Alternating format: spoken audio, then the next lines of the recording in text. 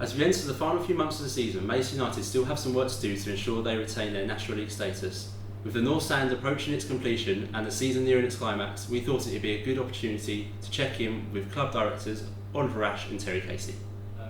We spoke at the start of the season and we sort of wished for a season of no frills or spills, and mid-table would have probably been lovely, but that just doesn't seem to be the Maidstone way, does it? No, we always seem to do it the hard and dramatic way, don't we? And that's why every game we come to is a bit of an emotional roller coaster, really, and this season's no different. And when we said we'd be happy with mid-table, I don't think we would. We like all of this drama. I think it suits our personalities. We've got 13 games left, and there's only a few points separating quite a fair amount of teams. So how are you feeling personally going into these final few months? Very stressed. I think this is the most stressful season that I can remember.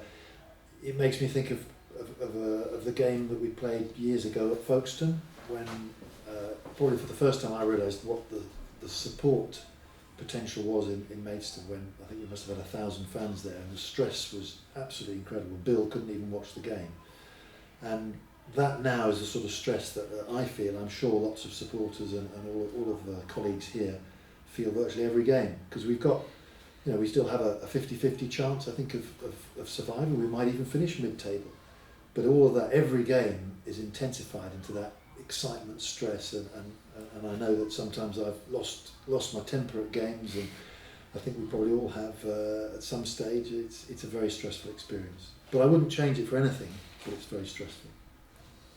Moving on to the North Stand, which is obviously looking wonderful out there. How happy are you with it now that it's nearing its completion? Yeah, we're absolutely delighted. The project's been a great success.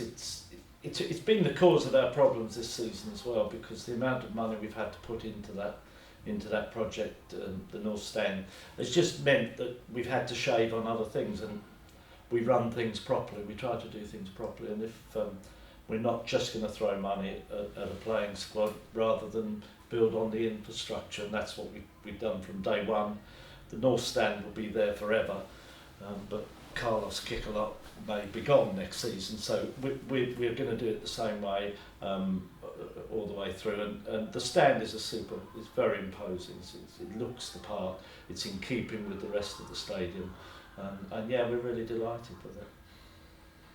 With regards to the concourse, the inside of the stand, there's been sort of talk about it maybe just being a skeleton, or there might be sort of some bits at the north end which are there temporarily. Are you able to give us any sort of clear detail of what you expect to be the north end of the stadium once it's open?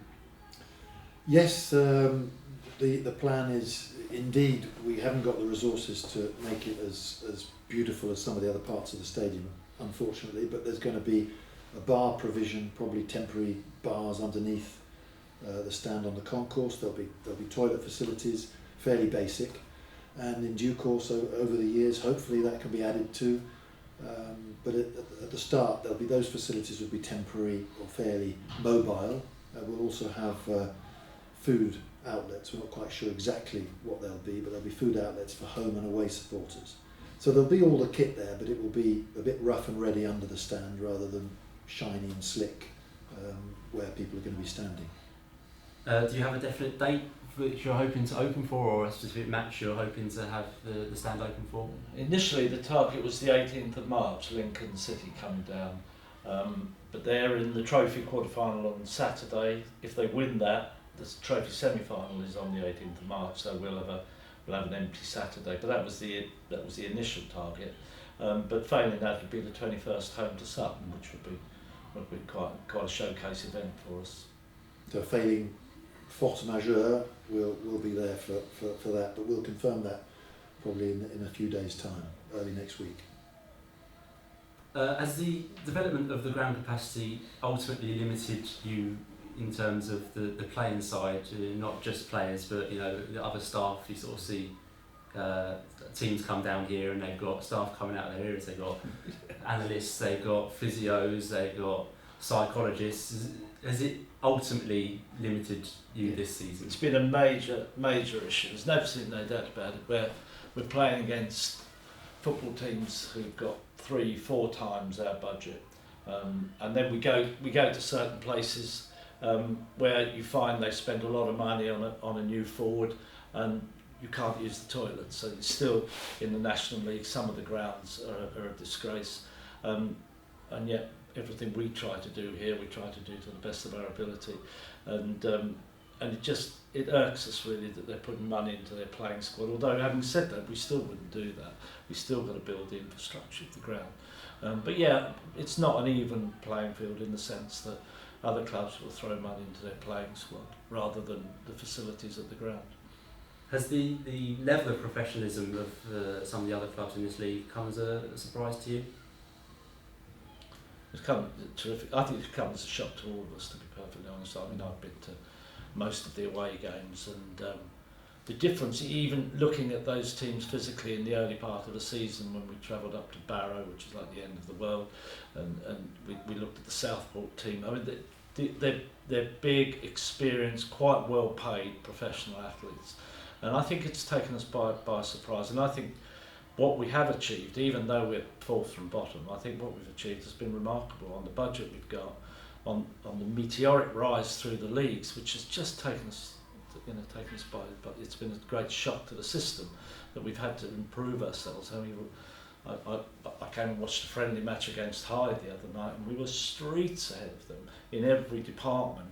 And yet, 4 years ago, we were playing them on a Tuesday night, and I think we drew 1-1 with them. I mean, we were on a parity with them. So we've moved on tremendously, and but it has been a shock at this level.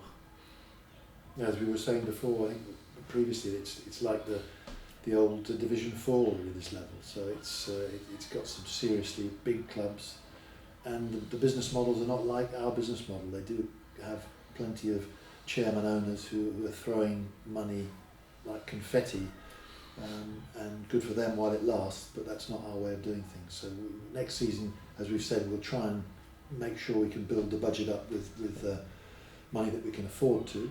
We haven't got the building projects, that's for certain, next season, and whatever level we're in, we'll be well equipped for it. I think we're better equipped. We won't be challenging for promotion to the Football League if we're still in the National League, that's for sure, but we'll be better equipped to fight our way in that division. Well, certainly it's indicative of the fact that on the 18th of March should be playing Lincoln City, who will have just played Arsenal. 21st of March we'll be playing Sutton, who just played Arsenal. So these are teams in our league that are competing at a very, very high level. Moving on to the fans, if that's all right with you. The thing that has stayed constant this season is the exceptional support down here at the Gallagher. 2,000 people through the gate, win, draw or lose. That must be both satisfying and quite reassuring for you to see people voting with their feet and coming back regularly. Yeah, definitely. I mean, for me, it's one of the great successes of this whole project is that it appeals to so many people. That it's really hit a chord, and I'm convinced. We had earlier on today, we had a 3G seminar in the club, and one of the things that came up was the contribution of fans, and I believe that even if we were to go down next season, we would see possibly even a rise in the level of support, because beyond where we're actually playing, there is this great feeling and spirit around the club, and that people respect what's happening and want to support what's going on. And as long as they feel we're doing the best we can, we've got good people working and not giving up and doing everything possible to make the club successful, they'll stick with us. So I'm very confident that next season we'll see crowds even going up, whatever happens. And of course, another way they've helped to contribute is through the Stand Up for the Stones fund, which has now ticked over £25,000. So again, you must be immensely pleased with that total. Well, you're absolutely delighted. Everything about the fan base at this club has just kept us going. It's that convinced us to build the stadium here in the first place. It's that's given us the income and the support for battling on with 3G, because you look at the forum, you talk to anybody, that they're all utterly converted to 3G as well. They've moved on with us, and our support is just remarkable, really, because even when we lose, like you quite rightly say, they still want to come in, they still cheer. We don't get I don't hear many moans and groans, and people just want the best for their football club, and they've been a wonderful support. And of course we see all the youngsters, the young supporters, the kids, with the soccer schools and the player development centres and wearing the colours, and you can see the knock-on effect that comes from kids and adults who play here and who are involved in the club in all the ways that they can be, because it's open 7 days a week, and the knock-on effect is very strong. That's why we could be confident next season things will be as good, if not better. Terry just mentioned 3G, and obviously it's been quite well publicised recently of Sutton's exploits in the FA Cup. How have you, especially Oliver, perceived the general opinion and feedback as Sutton have progressed? Well, it's been excellent PR for 3G pitches, having Sutton playing against Wimbledon and Leeds and Arsenal. It's got better every round. We've set a new record for, now it's a Premier League club for the first time has played on a 3G pitch in a senior competition, so it's absolutely fantastic coverage and PR. And there are certain journalists who've written good articles. One I read in the Evening Standard was wonderful because it didn't mention the pitch once. It just talked about all the other aspects of the game. Unfortunately, there are the Neanderthals who are either pundits or commentators, or some of the journalists who still hark on about plastic pitches and AstroTurf and claim that the ball doesn't run true. There's still a lot of nonsense spouted about it, but that's just what we have to live with here, and we keep trying to press the arguments and underlining all the benefits, and that goes on. Well, of course, BBC broadcast from Gander Green Lane on Monday, and I actually timed it to see how quickly they would mention the 3G pitch, and it was after 2 minutes and 4 seconds when Martin Keown instantly compared it to those of Luton and QPR, which obviously were installed decades ago. And then he went on to say that teams who have them have a huge home advantage without actually giving any data to back that statement up. I mean, how frustrating is it for you that he has such a huge reach, like a BBC audience, and he can give his opinions without what seemed like little information, and ultimately influence the greater public? He hadn't done any research at all. He said, I hated playing on them, but he's never played on them. And it gives you an advantage. Well, the opposite is the truth. They look at our record. I mean, we do as well away from home as we do at home. You can't win a playoff final in the Conference South by only being able to win matches on your own pitch. It's just complete and utter nonsense, and it does make my blood boil, and I know it makes a lot of supporters' blood boil as well, because it's just based in pure ignorance. It's just utter ignorance. And as Oliver says, we've got so many people. I mean, I don't go into boardrooms, but when I do, I'm always disappointed with the 87-year-old people who just will not change their ways, and that it's blighting football all the way through, and that comes through when it comes to the 3G discussion as well. These are people that refuse to move on. They refuse to realise the importance of 3G surfaces to smaller football clubs, and I'd like to talk to Martin Gill. He's quite a big bloke though, isn't he? I mean, I'd like to just say to him, look, you really must take your job more responsibly. I think it's also that it was deeply disrespectful to Sutton United and also to non-league football as a whole to approach that match with those sorts of comments, not just from him but from the others, when they were taking really the side of the Arsenal prima donnas, talking about players that are not prepared to risk injury on the pitch, and talking about the fact that it wouldn't play properly, rather than talking about the benefits and the successes of a team like Sutton, who are using this surface with all the benefits that it brings to a non-league club. So they were taking really a different standpoint. I think that was arrogant and disrespectful, and I'm not more upset than that, because we've been used to this for 5 years in campaigning for attitudes to change on 3G, and we know that English football is extremely reactionary, and it's not just on 3G that things don't change fast enough. They don't change fast enough in a whole host of ways. Player behaviour, video technology. We are stuck, unfortunately, in the dark ages, and I do wish things would move on faster, but that's the way it is. Does it ultimately underline the importance of the 3G for us campaign and trying to get your message across, which is one of experience and informed comments? Well, I suppose so. I think that the 3G for Us campaign, in all honesty, has slightly done its job now. And I think that the next wave of success will come from the fact that all these kids are now playing on 3G and have been for 5 to 10 years, and they are going to be the influential players of the future, and that attitudes will change going further on. And I think there's a limit to how much we keep knocking on the door, we keep complaining about attitudes like the ones we've been talking about, but so things will change, but slowly.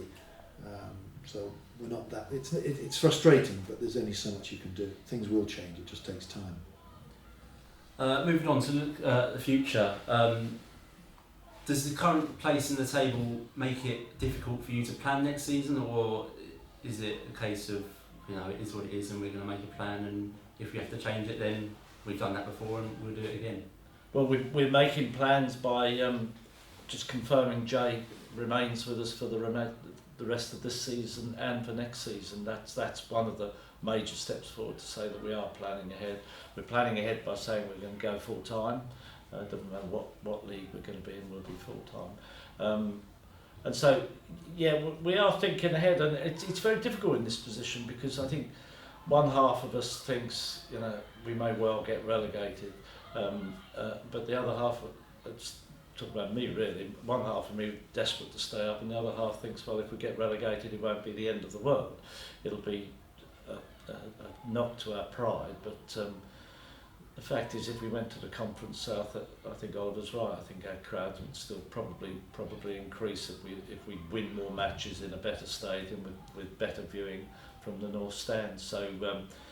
It's more a sense of pride that we just because we are competitive people, we're businessmen, and Jay Saunders is a competitive sportsman.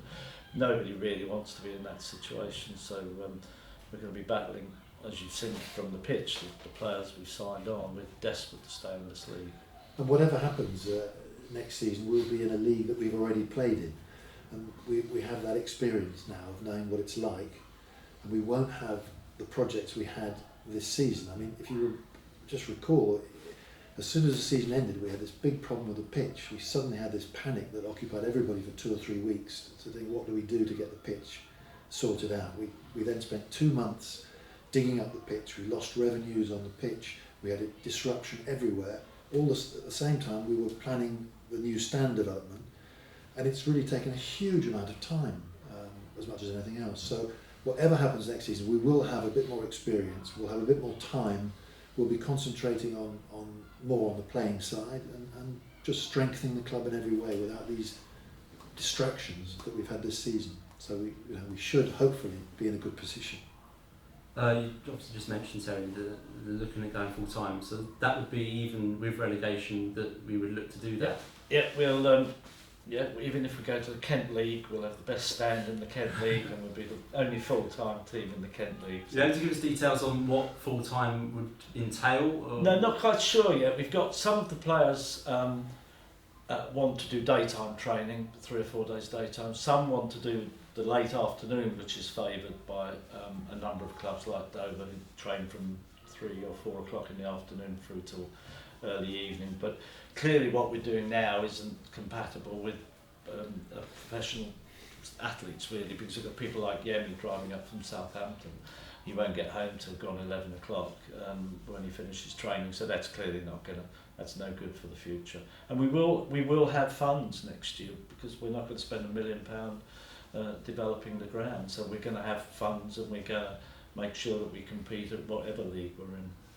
It's quite a hallmark of your reign, I suppose, that despite whatever league we're in, we're going to stay as professional as we can, even if teams around us maybe aren't, and we're going to do the best we can. So, and that goes through everything that we do. I mean, as I say, we go to grounds that are quite obviously a disgrace. They're just a disgrace, and how they get away with it, I don't know.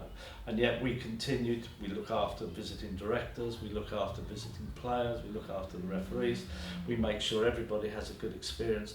But we go to clubs where they really couldn't care less what sort of experience the visitors, the visiting fans get. You just touched on it, but how much of a difference is that going to make, having no sort of plans, no developments, no outgoings, and finally a full season, probably since we've moved to the Gallagher, where you can concentrate solely on the club, on the pitch, more or less? Well, it will make a difference, but it does. Not having a building project doesn't mean that there won't be lots of other things happening off the field as well. You have to concentrate on all the aspects of the club and making sure that the business partners, that the revenues are coming in. So it's a constant battle to make sure that is covered, and that we're refreshing the ideas, and that we're doing enough, and that we're getting new partners, and we're getting people on board. You can never rest on your laurels, so it's not like suddenly all the attention is on the playing squad and all the money is on the playing squad. It's not quite like that, but it should free up more funds to be concentrated on the playing squad. At the same time, we're going to be busy as anything, and Ian, who's sitting next to me, is probably quaking because he knows it's certainly not going to get any easier, because we've got so many other projects around the club in terms of, we've got the new stand sponsorship, we've got advertising boards, we've got all sorts of, we've got the academy issues. We're trying to move ahead in every way to strengthen the infrastructure, which is not just the capital assets, the stands and the rooms, it's everything we do around the club. So it just means we can focus more on all the activities without having a building project, which is so disruptive, like it is when you do the pitch, because it physically takes away amenities, and people get muddy, you get goals parked in the car park. It disrupts the activity, and that's going to clean up and really make life easier, more comfortable, and hopefully that will mean we'll all concentrate our minds on the key issues. You've got through a fair amount of work and pressure over the years, but how are you enjoying being National League directors and visiting the likes of Tranmere or Lincoln as much as you were when you were a director of a Ryman League club and you were going down the road to Ramsgate or Folkestone? Yeah, it's a lovely experience. It's wonderful to go to the Tranmeres and the bigger, serious full-time football clubs. It's great, and every time we go to these grounds, we're conscious of the fact that how well we've done in 3 or 4 years. I know, but there seemed to be a lot less pressure in going to Ramsgate and Herne Bay. It was just there was something very tranquil and peaceful about it all.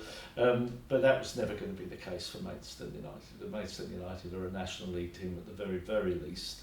And in years to come, I suspect it'd be a Football League team again as well. So yeah, it's great. It's a wonderful experience, and that's one of the big reasons we don't want to go down. It's another of the reasons, because we're visiting some very exciting stadiums. I think it's always encouraging to go to places where there are a lot of fans, whether it's here at home or away, and where you realise that what you're doing and where you're spending a lot of time and effort is of interest to a lot of people. And when I first started watching the club, and we were obviously struggling for numbers at Sittingbourne, and there were 200 people turning up, it was a big question to me as to what are we doing, why are we bothering with all this? There doesn't seem to be anybody interested in what you do, and I do wonder why people get involved and stay involved in clubs where 50 people turn up. And going back to that game at Folkestone, that was perhaps for me a moment when I realised what the club actually meant to. There were a lot of people there who'd come out for this big game, and that there was something there that was not represented on a normal wet Saturday in Sittingbourne, and that's borne out today. And as Terry said, we've got some big away clubs to go to, which I don't think I've been to one this season. I think that I've been to Guiseley, but I remember last season or the season before, clubs like Wrexham and Stevenage. Those were the exciting experiences where you felt the hairs stand up on the back of your neck, and 1,000 of our fans there. That's wonderful, because you know how much all this means to how many people.